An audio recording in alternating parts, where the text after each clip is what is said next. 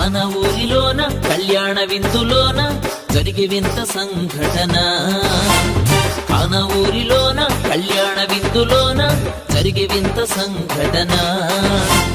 అయిపోయే ద్రాక్షరసం మధ్యలోన, అయిపోయే ద్రాక్షరసం మధ్యలోన యేసు పిలువబడుట వలన తొలగిపోయెను వేదన.